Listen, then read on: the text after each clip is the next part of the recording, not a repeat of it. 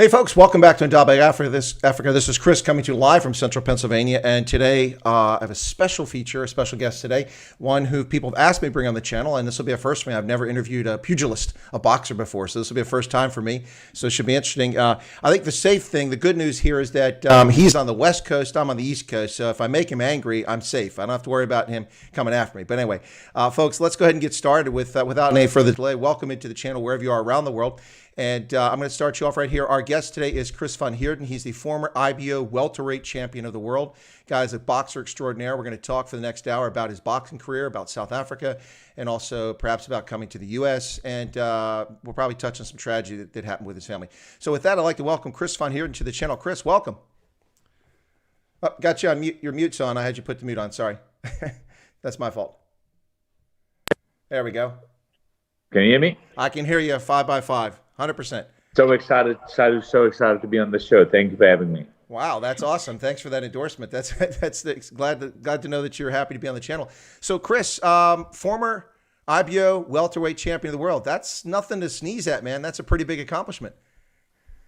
You know what? Blessed, hard work, former IBO world champion, former IBF International champion, South African champion, Africa champion. Yeah, it's been a journey. So you had, if I'm not mistaken, you had 31 bouts to your record. Okay, and you had what, about 12 or 14 knockouts? 12 knockouts, 28 wins, 2 losses, 1 draw. And you know, the one loss over in Europe, in Serbia, was controversy. So I never saw that as a loss. So yeah, no, fair. The one guy who beat me is the current IBF WBC welterweight world champion, Errol Spence from America. No, that's fair. That definitely was a controversial bout. So let's see. So when did you start boxing? I think that's the first question we want to ask. The age of 6. My father was a professional fighter way back in the 80s. And, you know, I'm one of 7 boys. And my dad forced me. My dad took me to a gym and he said, "You will do this." And that was it, man. I was 6 years old. All right, so listen, I know you're on the West Coast and I'm on the East Coast, but I'm going to have to just interject here very quickly. When you say way back in the 1980s, that's, you know, okay, easy there. That's not that long ago. 40 years ago. 40 years ago. Yes, it was 40 years ago. Oh, my goodness. It's crazy how long ago that was. Yeah, no, but that was my coming of age decade. Graduated high school in 82, went to university in 82. The best music ever, new wave back in those days. So the 80s have a special spot. I went to the best music, I do agree. Awesome. There we go. Agree. And also, speaking of agreeing, look what we're both wearing, folks. Both wearing Springboks jerseys. There you go. Yeah, this was not planned. This is totally just, I thought, hey, this would be good. No, that's awesome. But of course, my audience knows that I'm famous for wearing rugby jerseys on all my live streams. Oh, there we go. Yeah, and I did a video a couple months ago, back in July, when Sia Khaleesi made some comments about Black Lives Matter. He kind of alluded to that and talked about his experience coming up in the rugby world. And all these people were talking about cutting up their Springbok jerseys. Well, I've got about 30 Springbok jerseys from different eras. And so what I said was, guys, I did a video for about 6 minutes. I said, you can cut your jerseys up, but see these jerseys? I'm not cutting these up. I ain't cutting nothing. That's too much money. That's just crazy talk. Yes, sir. Yes, sir. So actually, the jersey you have on, I had that on the other day. So I was just telling you before we got started. Okay. So your father got you into it at 6. You're did you say one of 7 boys? One of 7 boys. One of 7 boys. I'm the smallest, but I'm not the youngest, but I'm the smallest. And you know what? My dad at a very young age knew that, you know, I was a very, and I'm still am, laid back. I don't like violence. I don't like the whole fighting thing. I was a very shy kid. I was scared of fighting. And my dad saw something in me and he said, "Son, you're going to become a fighter." And age of 6, took me to the gym. Didn't want to do it at all. Hated it. Scared of it. But my dad made me do it. Very thankful today. It's given me a voice. It's given me character. It's given me charisma. It's given me, you know, I am who I am and I'm doing what I'm doing because of the background of boxing. So, yeah, taught me a lot about life. No doubt about it. But so for someone who's not in the boxing profession, to me it seems like boxing's a lot more than just. It's not just about fighting. It's about strategy. No. It's about finesse. It's about outthinking your opponent and also having a game plan. Does that make sense? 100%. I like to say boxing is like a chess match. There's so much more going into it. You know, we study our fighters. There's reasons why we do things. One thing leads to another thing. What you do something because you're setting up something. You step somewhere because you know if I step to the left or I step to the right or I put my foot here or there, that it will lead to something. Boxing is not just about two guys beating each other up. There's so much preparation going into it. There's so much more to boxing. It's a skill. Yeah, you're right. No, absolutely. You know, it's the thing about Muhammad Ali. You know, it seemed to me that Muhammad Ali, a lot of his success was intimidating his opponents outside of the ring. Yeah, that's it. That's him and one other guy, Mike Tyson. Oh, yeah. Well, I mean, one other guy, Mike Tyson. They won the fight before they even stepped in the ring. And to be fair, intimidated you. To be fair with Mike, if he didn't beat you outside the ring, he'd always bite your ear in the ring. So. There we go. I've got some crazy stories of me and Mike. It's crazy, but that's for another day. Well, listen, I mean, people look at him as such a crazy character, but I mean, the people I've talked to who've met him said he's the nicest guy. He's a pretty cool guy, man. You laugh a lot. He makes you laugh, but he is a crazy dude. I've had one incident about 5 years ago with him in the gym. And he brought over a kid, one of his kids, one of the guys he was interested in, strong American kid. He brought him into the gym for sparring. And at that time, the guy was one division above me. And I was trained with Freddie Roach, the legendary Freddie Roach. And Tyson showed up with this guy, pretty strong kid. And Tyson said, "Yo, Freddie, I need someone to spar with my boy." And Freddie, there was no one else but me. And Freddie said, "Yeah, I got this kid from South Africa." And Tyson gave me one look, and I was way smaller than his guy. And Tyson said, "No, don't waste my time, man. Give me someone that can handle themselves." And Freddie was like, "Hey, give this kid a chance. Give him a shot. Just watch." And Tyson was loud. Tyson just encouraged his fighter to beat me up. He was like, "Yo, get rid of this white boy. Send this white boy home. Knock him out." And it was loud and it was swearing. I was a little nervous, and I thought to myself, okay, so round one, we sparring and we seeing what do you bring to the table. It was a pretty touch and go first round, and the whole round Tyson was just yelling at his guy like, "Yo, get rid of this white boy, knock this white boy out," and he was swearing. Round two, Freddie said, "Okay, Chris, do this, this, and this." So round two, I started beating up Tyson's boy. Going into round three, Tyson was like, "Yo, white boy, get this man out of here. Send this man home." And Tyson just turned on his own guy in round three. And I was like, this is crazy. Such cool stories, man. No, that is an awesome story. I'm sure you've got tons of, you know, as a 36-year Army veteran, a combat veteran, people always ask me to tell war stories. But I got to tell you, Before we go on, I just want to say thank you from my side and everyone listening.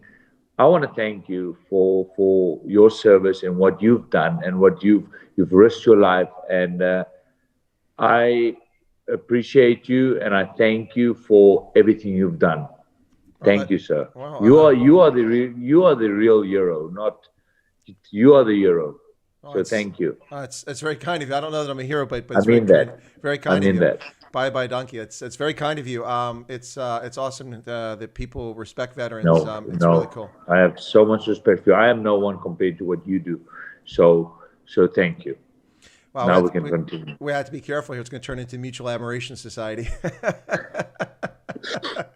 But I want to thank you. No, seriously, thank you very kindly. I appreciate that. And I lost my train of thought. What's that? Oh, yeah, I was saying, so as a military veteran, as war stories, people always want to hear war stories. And, you know, some of them are quite horrific, of course. Some are quite entertaining. But, I mean, everybody's got war stories. They've got good stories. And I'm sure you've got tons of them from the boxing world. We'll probably get to some more as we go on. But that Mike Tyson story, that's pretty good. So your dad got you in the age of 6, one of 7 sons. Now, did you grow up on a farm or did you live in town or what was the deal? A plot. Like we grew up in South Africa on a plot. Pretty big house. You know, my dad was a very hardworking businessman, so very successful. And we grew up on a big plot in Vereniging, just outside Vereniging. Okay, that's what I was curious about because when I look for your biography online, they're always saying that you were born in Johannesburg or you're from Johannesburg. No, just outside Vereniging, to be exact, Meerton. Okay, cool. Now Do you there know was, Hatton? yes, I know where it's at. I've not been there, but I'm familiar with it. Now I've been all That's over it. South Africa, but there's a few places I haven't been. A lot of towns, of course, but I've never been up to Mpumalanga, or I've never been to the Northern Cape. I've never been to Port Elizabeth, Nelson Mandela Bay. Oh, wow. But I've been all over KZN. I've been all over the Western Cape. I've been all Gauteng and Northwest. Been all over those places many times. So, and also in the Free State. I've been to the Free State quite a bit. So there was somebody in here just a moment ago, and I don't know, and this is always, I have to ask this question to make sure, and you could tell me or not, because when people say that's my brother, sometimes to me that's my brother in spirit, or, that's what they, there's somebody here that says, his name is Kaz Dazzle, says, that's my brother, I'm so proud of you. Cassie Daisel. Yeah, that's my brother from my mother's side. Oh, yes. that's actually your brother then, okay. That's actually my brother from my mother's side, yeah. Well, Kaz, Cassie Daisel. welcome into the program, Kaz. It's a pleasure to have you here. So that's pretty awesome. He's obviously very proud of you. That's cool. Yeah, he's a good man. Yeah. So, wow. All those, I'm the eldest, one of five. And then Steps siblings is like really 6 or 7 of us total. But so that's total. And I'm the eldest. But I can't imagine 7 boys. That must have been a nightmare for your parents. I mean, that's a headache. Yeah, man. You know what? My dad was a very strong, aggressive man, leader. He believed in men should be able to defend themselves. They should be able to defend their wives and their families. And so my dad was a fitness fanatic. Long story short, my dad went to the army as well, but he got thrown out within a week because he was just a crazy dude. But he was a fitness fanatic. My dad believed that men should know how to fight, protect themselves. And then, and so growing up with brothers, we always had to kind of fight each other. And, it was something. It was something. My dad always had the one brother worked up against another brother. Like he would be like, hey, Donnie, Chris is going to beat you on Saturday running. He's going to beat you. He better not beat you. So he'll work us up like that against each other. And that's our whole life. And that made us strong. And then, that made us really tough men. I am who I am today. Let me just say this. I am who I am today because of my dad. That's awesome. Obviously, I'm a man of faith. And then God has blessed me with an amazing parent in my dad. But I am 100% the man I am today because of my dad. I could not have been or done what I've done and achieved without my father. And he's my hero, man. He was my best friend. He was my father, my hero, my best friend. Yeah. No, that's pretty cool. One of my favorite songs actually is one not with not a lot of lyrics to it, but it's awesome. It's by Kurt Darren, Yes and Legend, talking about his dad. Yes, I love that song. I love that song. It's brilliant. It's beautiful. Yeah, it's amazing stuff. So 7 brothers. Do you have any sisters or just the 7 brothers? You ready for this? Okay. I got 6 sisters. Oh, dear God. What are you guys, rabbits or Irish? I'm one of 13. I'm one of 13. Long story, but my dad was my dad was a Casanova. My dad, and I'm one of 13. So I've got 6 sisters. I always say this to people. I always say this to girls when I go, you know what? I've got 6 sisters. I know how you guys, the mind works. But the moment I think I know how the mind works of a woman, I realize I don't know nothing. Even with 6 sisters. No doubt. 6 sisters. Oh, my goodness. Yeah. I saw. Luckily, none of them is in fighting. Luckily, none of them is into fighting. Because women do box, and some of them are quite talented. Yeah, sure. they do. And some of them are dangerous. Very dangerous. But no, I was saying very quickly, are you guys Afrikaners or are you Irish Catholics? Yeah. 13 kids. No, Afrikaans, Christian. I know you're Afrikaans, but I mean, you sound like Irish Catholics or Afrikaners. You sound like Trek boers from the 19th century with 13 kids. Yeah, man, it was something growing up with a big family. I can imagine. And for me, I grew up in all kinds of circumstances, including on a farm. I ran a dairy farm as a kid, but as a teenager, but also lived in housing projects and all black neighborhoods. In South Africa? No. I actually never lived in South Africa. I've been there like 400 plus times, but I lived in Botswana. Wow. But I'm just talking here in the U.S. Yeah, no, I grew up in all kinds of circumstances here in the U.S. in poverty and then middle class and then back to poverty. So I've seen all kinds of things. It was an interesting childhood, but not 13 kids. 5, that was enough hanging around the house. Quite an experience. So, wow. Okay. Do you have to have a laptop or a tablet just to keep track of all the email addresses and mobile numbers of your siblings? I mean, and are they all in Thanks the world? to Facebook. You know what? Thank you to Facebook. They remind you of birthdays. They remind you of everything. Thanks to Facebook. Yeah. So no, but are your siblings? Are they all in South Africa, or have some of them moved around the Everyone, world? you know what? All my siblings, every one of them are in South Africa. You know what? I was always a dreamer, and then as I had the vision when I was 18 years old. I knew I wanted to be in Los Angeles. I knew I had to get out, and almost 7 years ago, Christmas Day 2013, I just made the choice. I said, I'm getting on a plane and I'm going to go chase my dream. And the first one to come to America. And 2020, the best year ever, said no one, but I just got my green card. And Oh, congratulations. yeah, so it's been a good year for me. And but I mean, yeah, I miss my family. Every single one of them are still in South Africa. Wow, that's amazing. It's a lot of people are trying to bail and get out of South Africa these days because it's become Yeah, I horrifically get dangerous. swamped every day with people asking me to help them, and I tell them, I say, hey, it's not that easy, man. No, exactly. And a lot of people, especially early on in my channel, ask me how do we get, because they know I was a diplomat. I was military, but I served with the diplomats in 8 different embassies in Africa. And they're like, how do we get to America? How can you help us get a green card? How do we get out? And the thing is, as an American citizen, I have less rights than the people who win the visa lottery. You get these people come over the visa lottery and they get here and then they're allowed to sponsor family members to come over. I can't sponsor family members to come to America or Yeah, people that I know as a citizen. So it's not as easy as people think it is. And our standards yeah. are, People don't realize. Even for myself, it was. I've got it now, so they think, oh, he's got it. He knows that. I said, you guys have no idea what I went through to get to where I am. It's not that easy. no. It's not, and it's sad, but it's the truth. That's in fact the case, yeah. So you started boxing, is it professionally in 2006 and then came to the States in 2013? 2006, I turned 19. Um, Started professionally, won my first world title at 24. Um, Came to America at 26. I'm unbeaten. I've never lost on home soil in South Africa, and I'm 9 out of 10 in the career. At the moment, I'm 9 out of 10 in America. One 9 out of 10 lost to the current world champion, and I think the latest I've seen, I think I'm number 25 in the world right now, and I'm proudly South African, but I have so much. There's so much more to me. There's so much more to me than just a boxer. There's so much more reason to me why I'm boxing, why I'm doing what I'm doing, and I'm sure we'll get there. But yeah, turned professional 2006. And you're still boxing. So you're not past Yeah, it. you know what? Luckily, you know what? Back. I want to say back in your days. That makes it sound way back. But when Muhammad That Ali respect fought, thing is going away now. but in the days of Muhammad Ali and those guys, when you hit 30, 32, people would say it's time to retire, right? It was old. Yeah. Now, when you hit 30, 30 is the new 20 because of the whole nutrition fact, the whole way of training, the science behind it. I'm 33 years old. Well, I don't feel 23 anymore. I know there's this, but I still have a good 5 years left. If I live a very healthy lifestyle. I work out every single day. Still very active. I was scheduled to have the biggest achievement of my life, in my career at least. On October 10th, I was going to headline Showtime TV in a main event here in America, and the event got cancelled, COVID reasons. But we are.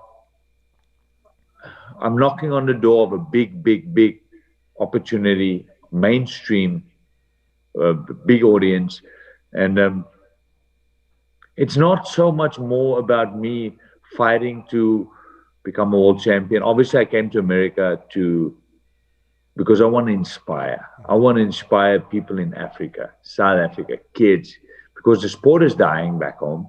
And because they don't have role models where they look up to and say, hey, but him is in America. Look at them fighting in Vegas. Look, they don't have people inspiring them. And that's why I came here, because of my vision. But over the years, especially the last 2 years, that whole reason has changed so much more than me fighting to inspire people and show them, oh, I'm living in America. It's now more of fighting for my people, fighting to be a voice. So I'm fighting and I'm working extremely hard to get on that platform where I get on live television, like Showtime, in a main event, where I get the media attraction, the behind the scenes stories, where I can speak out about so much more. So I'm not only fighting for me anymore. It's now, oh, I got to fight for my people, the voice. And still very, very much active. Yes, sir. No, that's awesome. And that's the thing. It's here in America. For a long time we have people misusing words, and you mentioned the word hero earlier, and we often hear hero attached to sports personalities. And to me, I say no, they're not. They're not heroes. They're sports icons. That's it. Yeah, sports icons. And so, but the important thing is that celebrity does come with advantages. Particularly, you get a platform. A following. You get a following, voice, you get a voice, you get a platform. People will listen to what you have to say. Sir. I mean, look at Officer Tatum, that black police officer who spoke out a few years back about Freddie Gray and Ferguson, Missouri, and all these Trayvon Martin things. Yeah. And he said, people, you guys, you're worshiping thugs. You got the story wrong. This is not the truth. So he was a cop for a couple of years, but then he left, and now he's a broadcaster, he's a YouTube personality. He has over 1 million people subscribed to his channel. When he speaks, hundreds of thousands of people listen, and that's the value of celebrity if you use it wisely. That's the benefit of it if you use it wisely. That's it. Yeah, man. You know what? I get you. I feel you, and that gets me sometimes upset when people go, they misuse the word hero so often. I've had people that say, Chris, you are my hero. I'm like, dude, I thank you. But I'm not deserving of that word. I'm a sports icon. I'm a motivator. I inspire you. Use that. But you know what? To me, a hero is someone that steps into that risks their own life for someone else, for the safety of other people. Someone that's ready to offer up their life. Yeah. Someone like you. My dad's my hero. Why is my dad my hero? My dad turned his back on a man with a gun to protect his son. That's a hero. Yep. That's a hero. And, we all know where that ended, but that's a hero. Someone that is willing to risk their life for the safety of someone else. And that's why you are the hero. You're the hero. No other sports figure is a hero. You are the hero. And people need to understand that. They shouldn't misuse the word hero. I agree. It's kind of like the word racist. It's so devalued because it's used all the time. It doesn't have the weight that it once did. It's misused. But heroes the same way. So when I came back to the States from Tunisia in 2001 after 9/11, I came back a couple months after 9/11 from my assignment, and people saw I had an army jacket on because I had a rain jacket, and they'd say, "Oh, you're in the army? Yeah, let me buy fuel for you. Let me buy your food. Let me buy food." I'm like, "No, that's okay, thanks." And they'd be very friendly and respect our veterans and everything. I'm like, thank you very much. But even back then, I said, listen, I appreciate the support, but listen, you got everyday heroes that are around you each and every day. Law enforcement, you have police officers, you have first responders who rush into fires, firefighters, people who put their lives on the line each and every day to help and save other people. And those people are true heroes. So don't forget them. And I still say, especially today with all the nonsense going on, people disrespecting law enforcement over a couple of incidents that are blown way out of proportion. It's just horrific. I say this to people. I say not, and I'm replying to South Africa now. I go, not every white man is a racist. Because one white man is a racist doesn't make everyone a racist. Not every black man is a murderer because one. I said, and it's like just because one law officer has done something bad doesn't make all of them bad. There's one. And it's sad. It's sad. I've got dear friends here in Los Angeles. One of the captains of the LA SWAT team is in my gym, and a very good friend of myself. And I feel for him. I phone him often, and I speak to him, and I say, "Bud, thank you. I know it's tough to be you right now, but thank you." And then it's crazy. It's he opens up to me, and I'm like, I don't want to be him right now. It's so tough and it's so unfair. Yep. Because of one guy. No, it's unjust. It absolutely is, and it drives me nuts. And the whole thing is, it's all for political purposes. I mean, we see the same thing happening in South Africa, not to law enforcement, but to groups of people who are being targeted based on the fact that someone else wants control and power. And it's really, really sad. And that's what's happening here in the U.S. It's really heartbreaking to see that. So let's shift a little bit so we don't get all choked up here talking about stuff that's really bad news. But So let me just ask, as a boxer, I mean, you're still active. So, I mean, what kind of routine or regimen do you have? Because like you said, it's a decade later, now we're years later, and it's about the science, it's about nutrition, it's about the technology, it's about all that stuff. Yeah, about being smart. So my whole life, my dad had this one thing. My dad said, you have to be the hardest working man in the room. You got to work extremely hard. So I would run long distance. I would run hard. I would train hard. I would put my body through so much. But you can do that when you're in your 20s. Yes, you can. But when you get to your 30s, it becomes more of, I got to train smart now. And luckily, I have the resource. We live in a time where we do have the resources of training more clever with the nutrition and the way you eat and the recovery and what we have at hand for recovery. So, but I still work extremely hard. I still have the mindset of, hey, I got to be the hardest working guy in the room. I still have that mindset, but people don't realize as hard as you work, it becomes now as you got to recover equally. Mm-hmm. So you got to be smart in recovery. What do I do? Like today, I've got an appointment today where I go to this recovery facility where we do an ice bath. A 0 degrees Celsius, 37 Fahrenheit ice bath for 6 minutes. So you put your body in there for 6 minutes. I'll tell you, the first 90 seconds is such a mental blowout because you want to quit and you want to get out and your body hurts. But once you push through the 1.5 minutes, your body starts adjusting and you get through the 6 minutes and it's such a good feeling. And then I do the hyperbaric oxygen chambers, which is, you can read up about it. Like, it's amazing. It's amazing how we have this at hand. Like, for example, I can now hold my breath for like 2 minutes, 20 seconds. Wow. And then I get in the oxygen chamber and I can hold my breath for 3.5 minutes. Wow. And it just helps you to slow down your oxygen and help with the red blood. But anyway, so a day to day for me, let's use tomorrow. I'm going to say tomorrow is Monday morning. I will wake up and I will go for a 45-minute jog. Nice jog, 45 minutes around 6 a.m. tomorrow morning. And then I'll get home, I'll relax, take a shower, have breakfast, recover a little bit. Then at 12 p.m. I'll be in the boxing gym.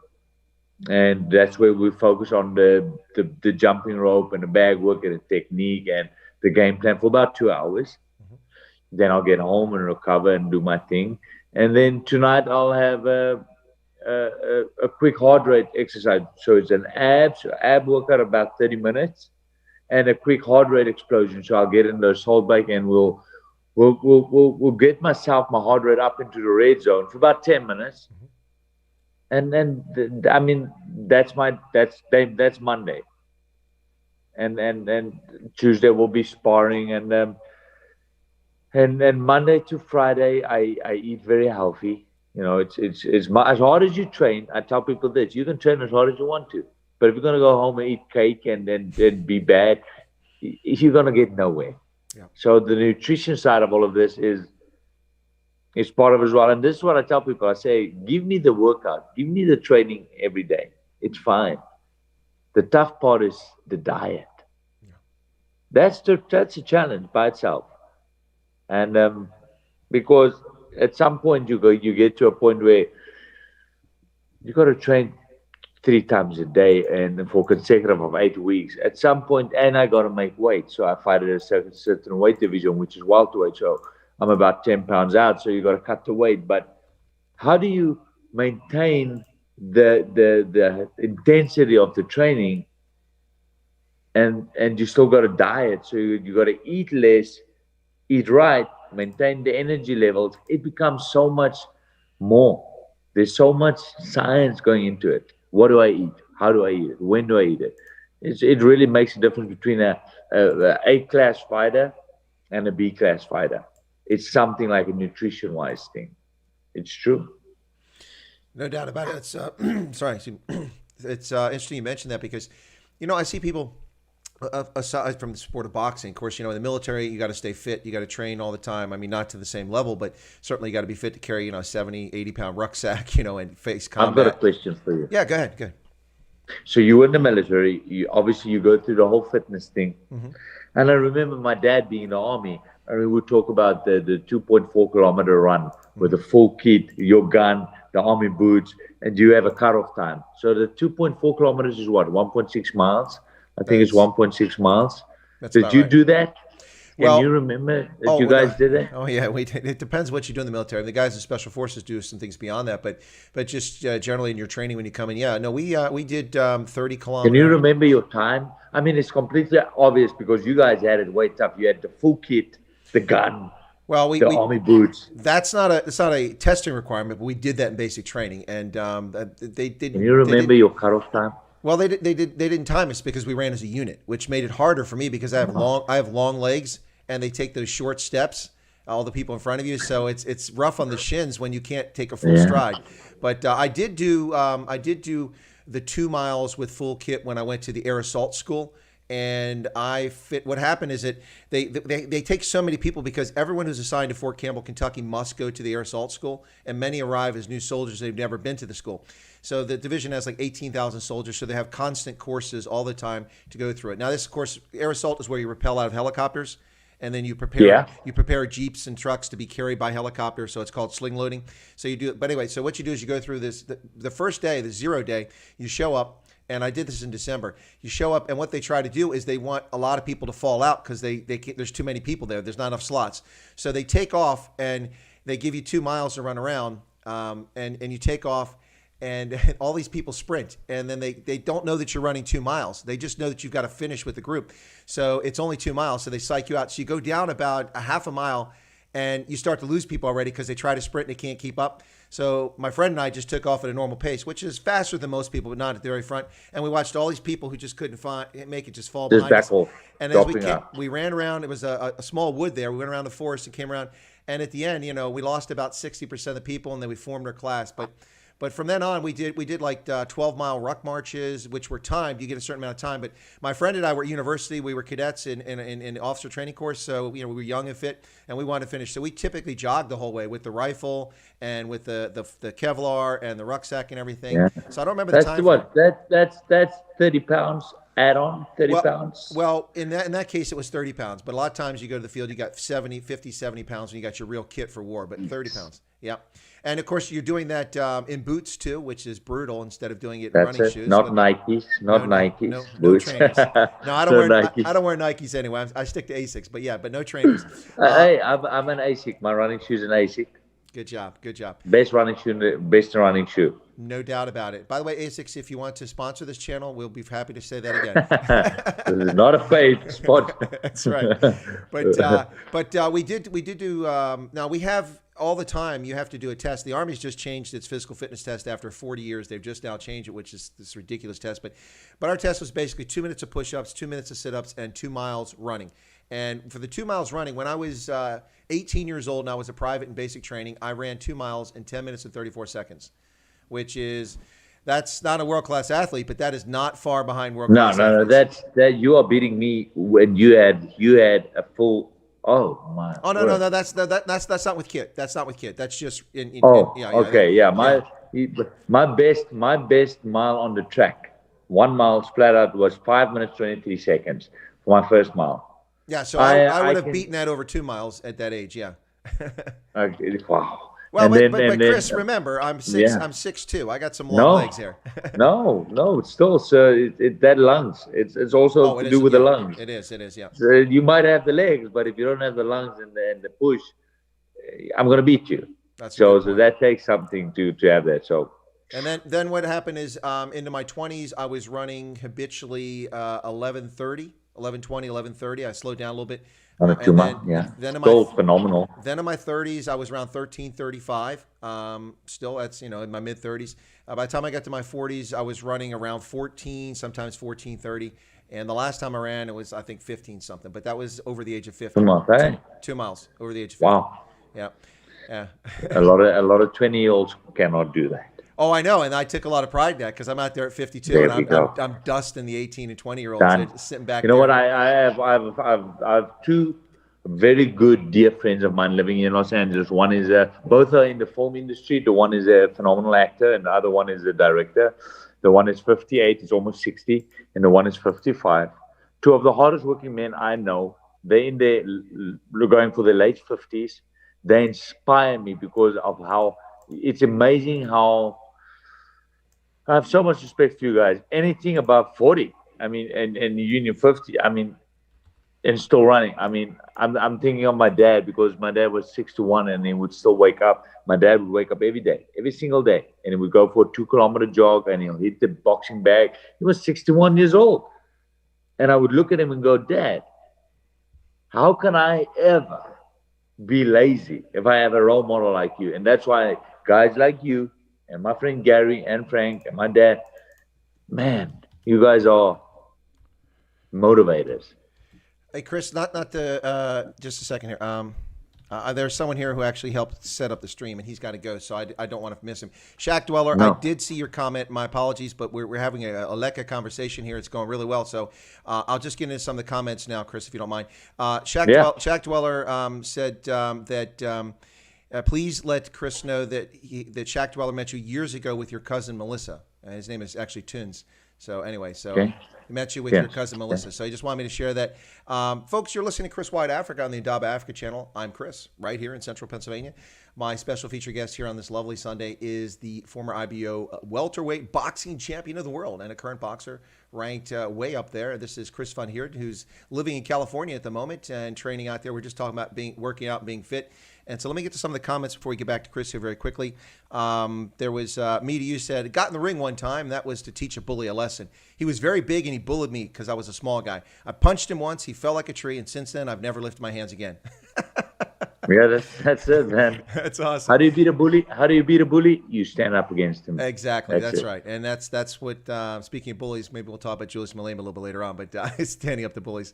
But let's see. So Chad Blingnote says, access to all the resources in the world count for naught if your heart and mind are not committed. This is how many pro boxers lose their titles to younger and stronger up-and-comers because they're not committed to it. So that's a good comment. And then this one here, this is one, I don't know if you have anything to say about this, Chris, but I'll ask this. Chad Blingno asked if I can ask your thoughts about Corey Sanders as a boxer and his untimely death. Any thoughts on that? Oh man, I knew Uncle Corey personally, and I mean Uncle Corey was one of the reasons I dreamed of becoming a world champion and coming to America, because he came here and he knocked out Klitschko. He fought both Klitschko brothers. He destroyed the one, knocked him out in 2 rounds, and then fought the older brother, which could not knock him out, but did stop him round out. Uncle Corey, as a fighter, one of the most talented, fastest heavyweights we've had.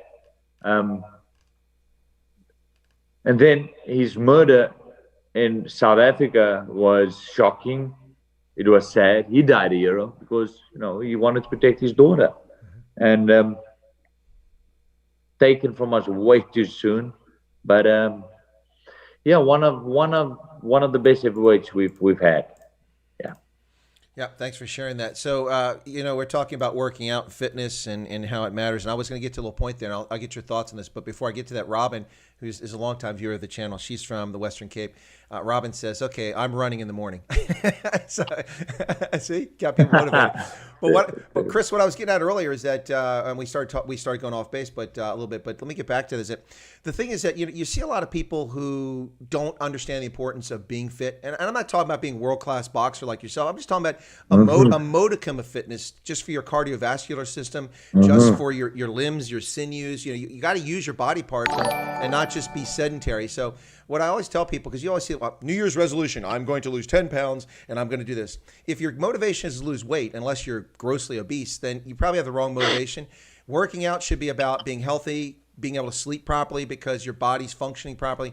People lose sight of the fact that thinking more clearly. Exactly. People lose sight of the fact that your body is a machine, and you got to take care of that machine. You got to maintain it. It's diet, it's exercise. And when I say exercise, I'm not saying you got to go out and run 5 miles every day. No, if you walk 3 days a week for an hour, that's a good start. That's it. That's a good start. Exercise. Exactly. And that makes a difference. It helps you mentally. It helps you sleep better. For instance, for me, because of my height, if I don't exercise, I know it within a short period of time because my lower back, the muscles get weak from not working out, and I get sore back. I don't have a back problem, but if I don't work out and use those muscles and keep them strong, then they just get soft, and then I get pain there. So I think that's important. Yeah. So what do you it sounds like you agree with my thoughts on working out there. 100%. You know what? Never more were we so more.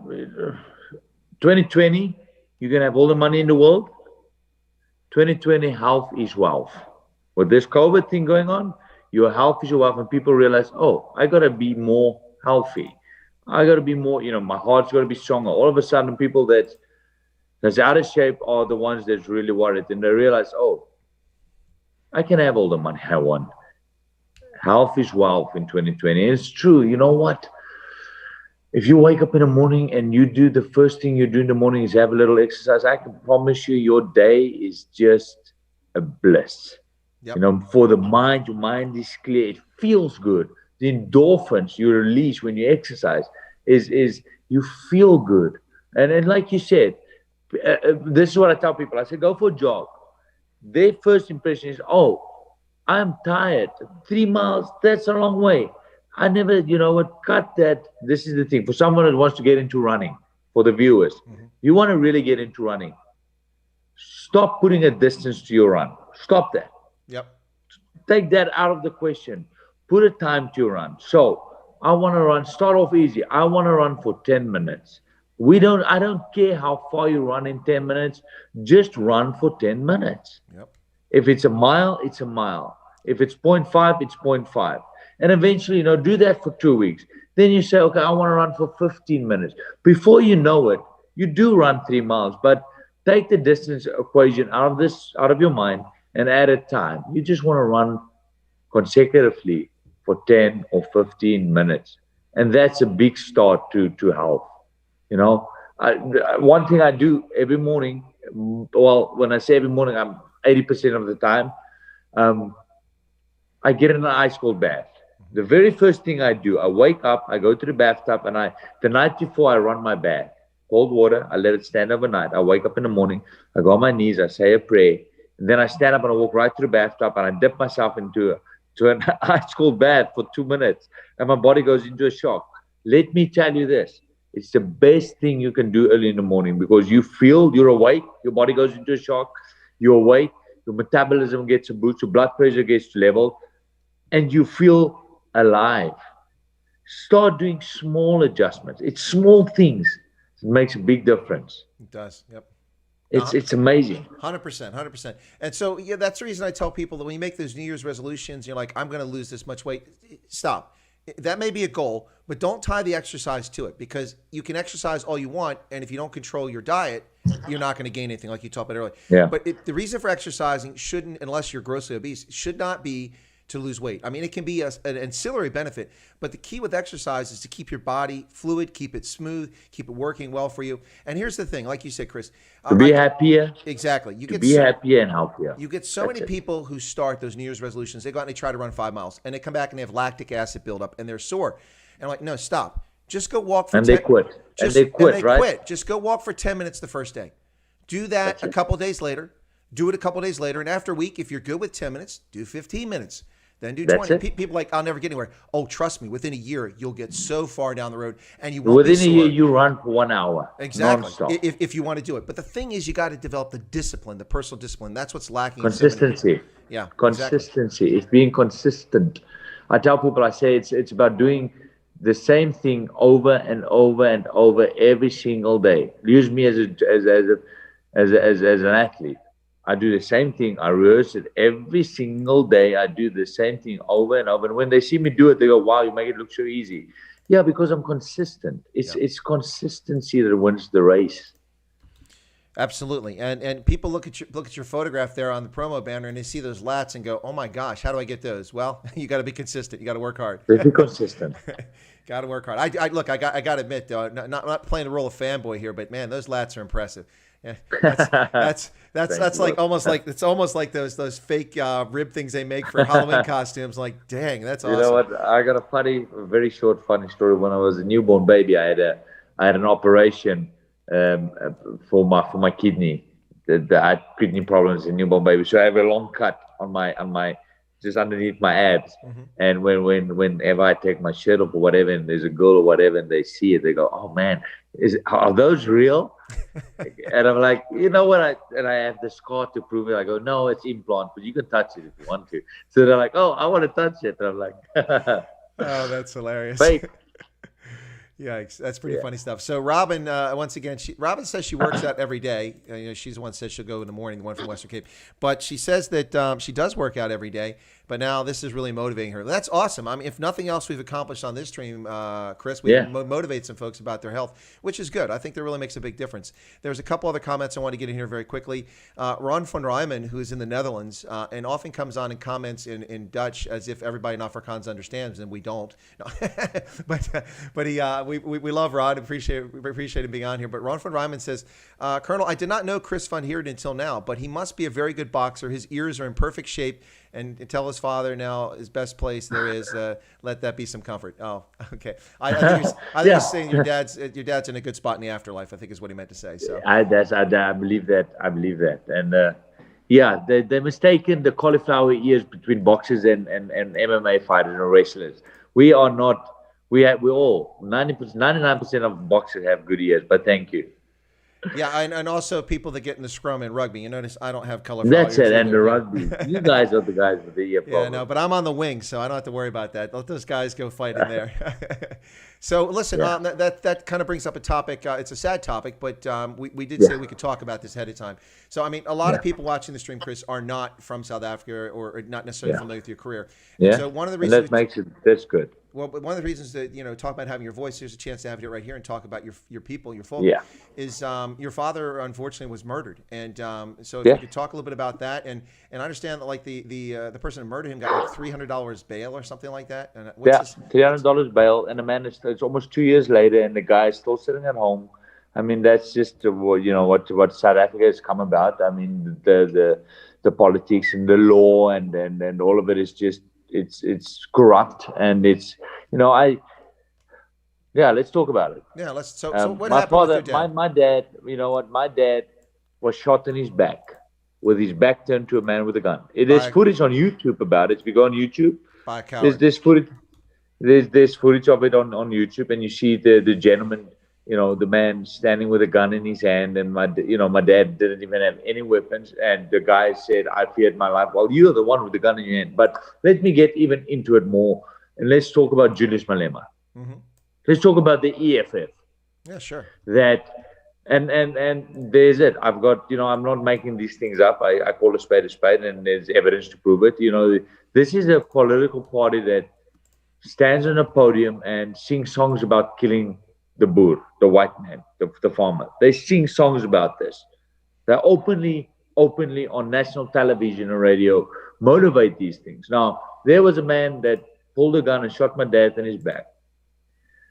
I forgave this man, okay? If I want to fight for my people, and when I say I want to fight for my people, I talk about every color. I don't just fight for, believe me, there's black people in that country that's lovely human beings. African people that's lovely, that wants to just live in peace and see, this corruption and crime and stuff just end. I fight for those people. Now, here's a man that shot my dad. Now people say, how do you forgive him? Why? I was like, well, if I want to stand for something and fight for something, and me being a Christian, I had to find it in myself to forgive this man, because I forgave him not so much as for him, but more for me to be able to live my life. But then I said, there's a political party like the EFF that stands on podiums and sings songs about killing the white man, killing the farmer, killing the boer. I call this brainwash. There was a man that pulled a gun and was comfortable enough to shoot my father because it's out in the open. They hear songs about this. They hear this being motivated. For a second, he thought that's okay. And I cannot blame him. And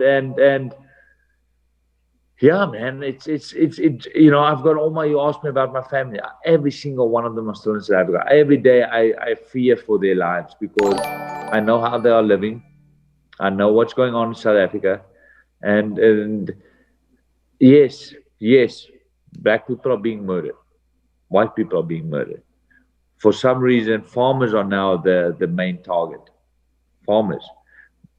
And I speak about this and I say, we see how our farmers are being brutally murdered.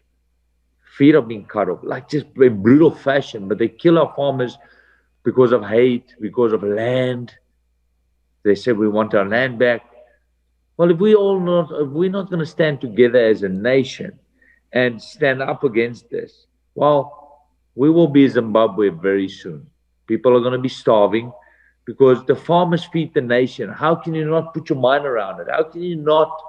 They're not just feeding one race, they're feeding the nation. And soon, at the rate our farmers are being murdered at the moment in South Africa, there won't be food. We will just be another Zimbabwe going down the same line. And that is alarming to me because of the good people in that country.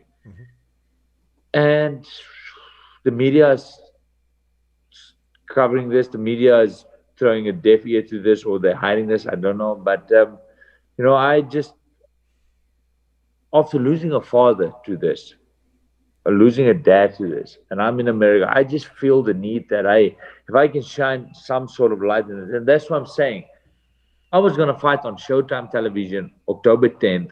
We had a huge media coverage that was going to back me. And that was a platform for me to openly speak about why is Chris van Heerden fighting. And I'll tell you this, more and more people are paying attention. I have people coming to me, American people, American friends, that comes up to me and say, dude, what's going on in South Africa? Like, wow. Why is the world why doesn't the world know about this? Well, it's slowly, we're getting it out there. And what's it like? It's crazy. It's kind of a cover up. So I mean, honestly, the media intentionally ignores this. And I try to explain to people that they wonder why governments aren't saying or doing anything about it. It's because they're stuck in this mindset that South Africa is April 27th of 1994. And that people are standing in miles-long queue to vote for the first time, and it's the Rainbow Nation and Kumbaya. And there may have been a path where that was happening for a while, but with the ascension of Jacob Zuma and the state capture that started taking place in South Africa, it really has changed. And people have this fake, what I like to call Ramaphoria, because Ramaphosa coming in like he's going to save the country and do things. I caution people that that's not true. The guy's not the brilliant businessman that they make him out to be. He's also a person that is deeply involved in a lot of the corruption that was taking place, and he's not going to change path. In fact, he's made it worse. South Africa today is more dangerous and worse than it was under Jacob Zuma. That's a hell of an accomplishment, Cyril Ramaphosa. What an accomplishment. The country is more dangerous. So did you see, Chris, you're talking about the Kill the Boer song, kill, shoot to kill. And of course, they sing it in English now to make sure that people know exactly what it is. Because what they're saying. Exactly, so you don't mistake it. And then on the 16th of October, what we call now Senegal 2, the second event took place for the arraignment. The EFF went there, busted in people from Johannesburg, gave them a couple airtime scratch cards and a T-shirt, and something like that, and a little bit of chubuku or something to drink. They show up, and they're there to protect state property, which is not their role. That's the role of the police, the military, the intelligence services, and the bureaucracy. That's it. But they show up to protect state property, yet they tear the street signs down, they smash the concrete rubbish bins, they leave their refuse all over the street, and they just cause chaos. And then their leader, Julius Malema, gets up and spends 20 minutes, I listened to the entire speech, in English, and everything he said is sewage, racist, bigotry against white South Africans, all prosecutable under South African law, a violation of South Africa's law. And nothing's happened. Not a single charge. And just before that, he calls his fighters out to attack Clicks over an ad from a third party, and they attack 44 Clicks chemist locations around the country, including a petrol bomb at one of them, and they intimidate customers who are trying to come in and buy their medication or life-saving medication at the pharmacy. Can't do it, as they loot and pillage. No charges against Julius Malema for inciting that violence. And then, on top of that, on the 16th of October in Senegal, his number 3 gets up and starts singing in Zulu and then says the important part in English, call the fire brigade, burn the Boer out, burn them down. And then within 48 hours, 247,000 acres in northern Free State are in flames. Homes burn, farm laborers' houses burn, crops burn, and then people start sending trucks with the relief supplies from Gauteng and Northwest down. All over. And they attack the trucks and burn the trucks. They burned a truck with concrete on it and looted a truck with bags of concrete, and tore all the bags of concrete up. What the hell is that? That doesn't make any sense. What has that got to do with it? Right. What the hell? You can't even say, well, that was because they were hungry. Well, they're not hungry. You don't eat concrete. That's an orgy. Well, I hope they don't eat concrete. That's an orgy of violence in it's an orchestrated domestic terrorist campaign against South Africans of all races. It's motivated. It's motivated. It's people say, how can you say it's motivated? It's what do you call it? It's motivated. Your leader is motivating the killing. Come on. Yeah. Let's be honest here. Let's be honest. Let's just call a spade a spade. And I tell, you know what? This is the thing. This is what makes me say, I've got so many African brothers that's lovely people supporting me, loving me, and believes in the same things I believe, and know and fight against the EFF, and that's tired of this. And then you get, I feel it's just because Malema is what? Early 30s? Yep. Early 30s, young leader that's now brainwashing the uneducated young youth. And And in the meantime, the things the ANC are focused on are stealing people's liberty, destroying the economy, and playing this game of, leveling the playing field from the apartheid era. They've gone beyond leveling the playing field. And then let's talk about our police force. Let's talk about our military. Let's talk about, they are the most corrupt, if I'm not mistaken. They are the most corrupt. Yeah. You know what? I go back home once a year. I was back home in November last year for my sister's wedding. And it's not even funny anymore when you get pulled over by a police officer or whatever. The first thing they do is they ask you, hey, that's it. This is it. They pull you over and they say, hey, boss, I'm hungry. What can you do for me? Then you know what you can do for him. And all they need is a little bribe. You give them 20 Rand, 50 Rand, by the way, $1 or $5, and they let you off. It's crazy. They let you off. They are so corrupt. Yeah, absolutely crazy. And I think to myself, and then I live here in Los Angeles. Now, Los Angeles has got its own problems. America's got its own problems. But I'm talking about the police force, the military, out here. Man, it's scary. You get pulled over, your hands on the steering wheel. There's no bribe. You pay for your mistake. Mm-hmm.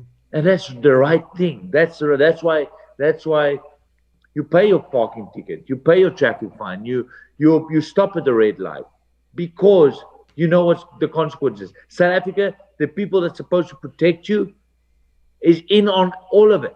They are so corrupt. Well, the farm murders, we've seen evidence of law enforcement involved in the farm murders, police firearms used in the commission of the murder and assassination. And as you got to earlier, these aren't just murders. It's not being shot. These are 4-6 hour, all night long torture sessions in which children are gang raped, babies are dropped in boiling water in a tub, electric prods are used, cattle prods are used, pliers are used. It's throats. I mean, we saw in August a 26-year-old Indian woman on the Ayub farm in Veenen, down in KZN. She had her 4 and 8-year-old son. They broke in the house. They were in the bedroom with her. They took her into the bathroom. She's 4 months pregnant, obviously pregnant, and they cut her throat and left her to die. So she died, of course. I mean, brutal. Brutal. And let's not talk. Let's talk about this. Yeah. There's. It's not like Julius Malema Singh, the white Boer, the Afrikaner. There's good black people that's being murdered by black people. Good African people that's being murdered. The lives are taken by their own people.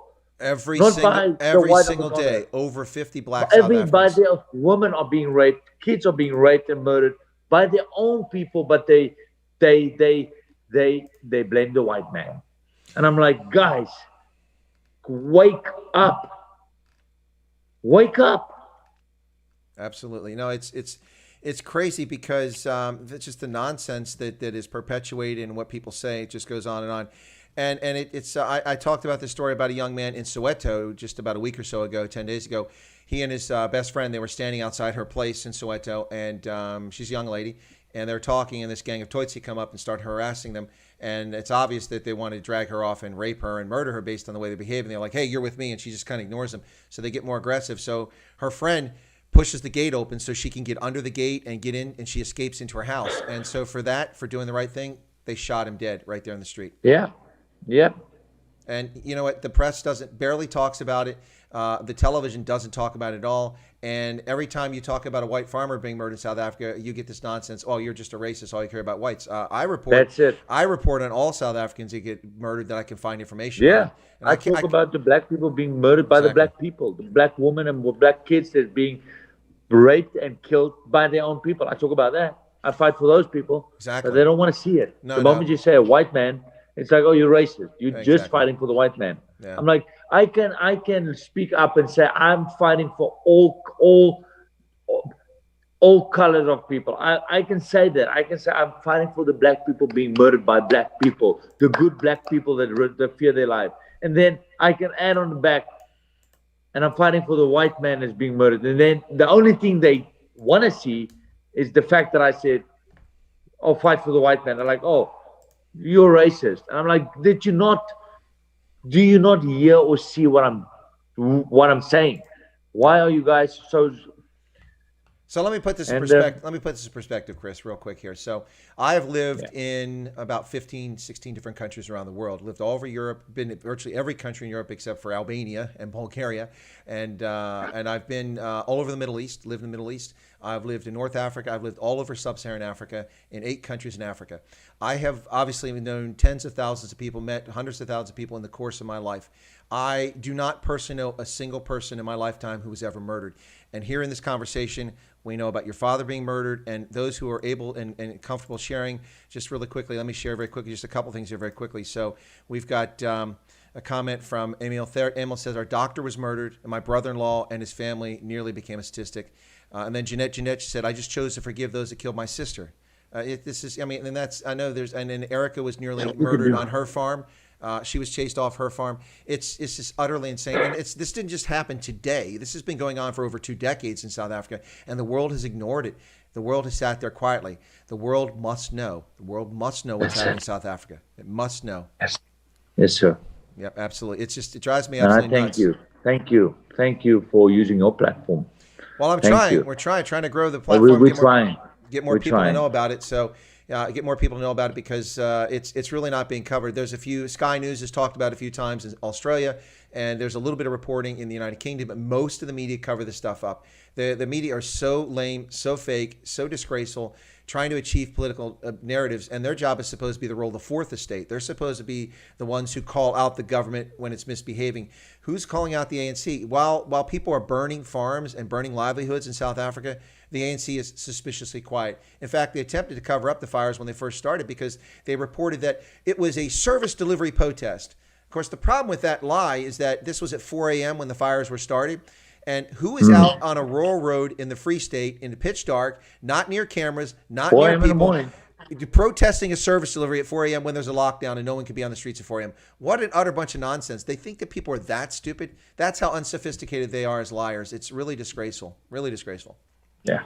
So let's shift again back real quick, Chris. We're at 1 hour here. So, folks, you're listening to Chris White Africa on the Indaba Africa channel here. And awesome guest today. My guest is former IBO welterweight, welterweight champion of the world, Chris van Heerden from South Africa, who currently is living in California. And I'm sorry about that, Chris. I mean, we could do better for you in America than California, but anyway. Yes, no. But he's my guest today, and I don't know if you can stay a little bit longer, Chris, or not. We got a few more questions. Are you able to stay a little bit longer? You got to cut out. Okay. You know what, boss? I got about 2 minutes, and I have to. I got a meeting and no worries. 10 minutes. Yeah. Busy guy. Plus, you got a big workout schedule. So we'll ask one last question here that came up. Yeah. Okay. So this is from Hank Klopper. He said, "Who is your favorite South African boxer?"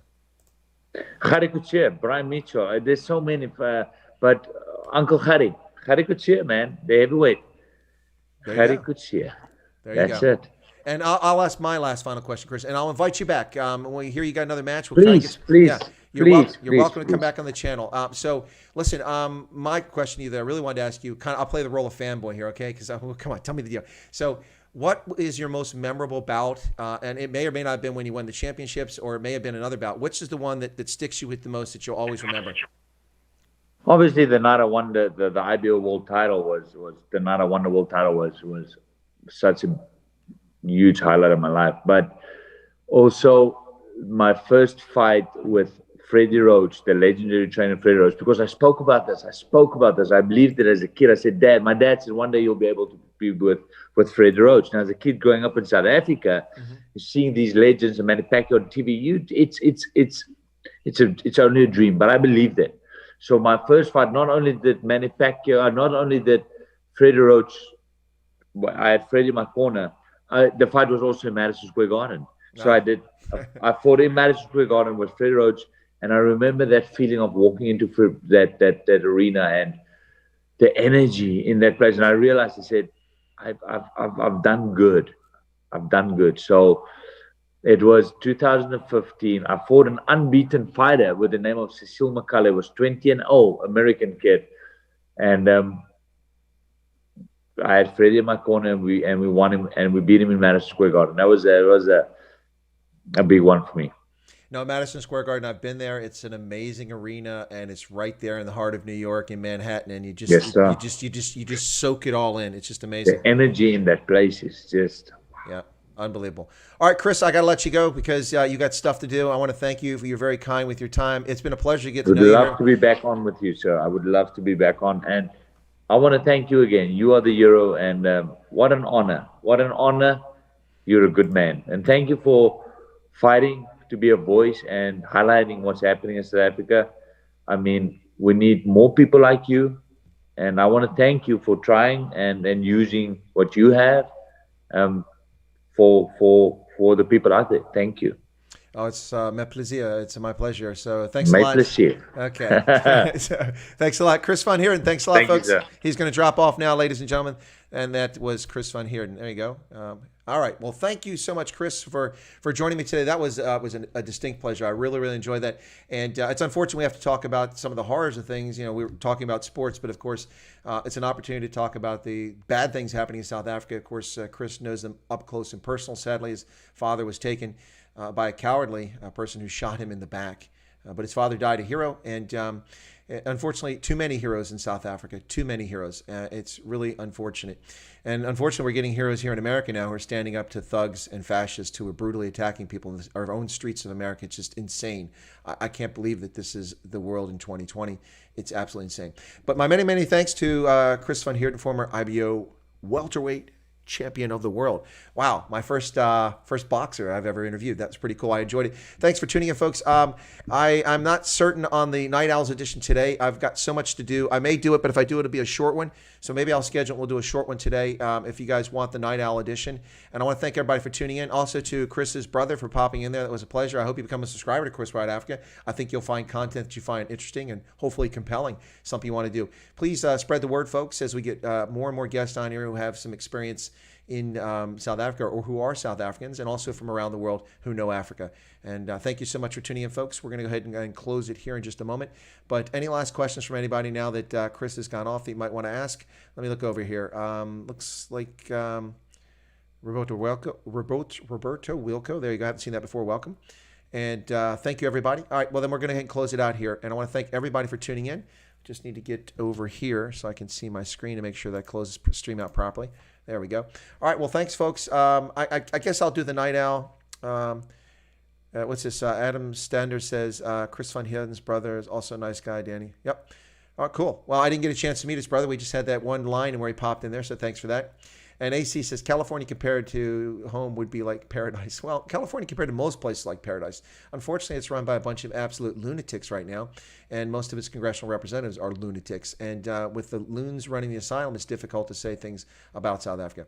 Anyway, folks, thank you so much. The one and only one, thank you for what you're doing. Well, you're most welcome. It's my pleasure. I hope that you guys get something useful out of this, and please share the word. Share this on your social media platforms, whether you use Instagram. By the way, if you look below the video, if you're curious to find more about Chris or follow him, his Instagram and his Twitter links are in the video, in the description below the video. So check that out. It's a good place to go find information about him and learn about his upcoming bouts and follow his career if you want to do that. All right, folks, I'm out of here. I think I'll schedule a short Night Owls edition later on today. So, Danny was EFC champ. Well, thank you for sharing that, Adam. I didn't know that. All right, cool beans, folks. God bless. Thanks a lot. We'll catch you here later on the channel for a short, abbreviated edition of the Night Owls edition. The Night Owls edition of Stray Voltage Day. Thanks a lot, folks, and many, many thanks once again. Bye a donkey, Chris van Heerden. It was a pleasure having you on and a pleasure getting to know you. All right, folks. Cheers. Whoa, look at that. That's all messed up. Should have shut that down first.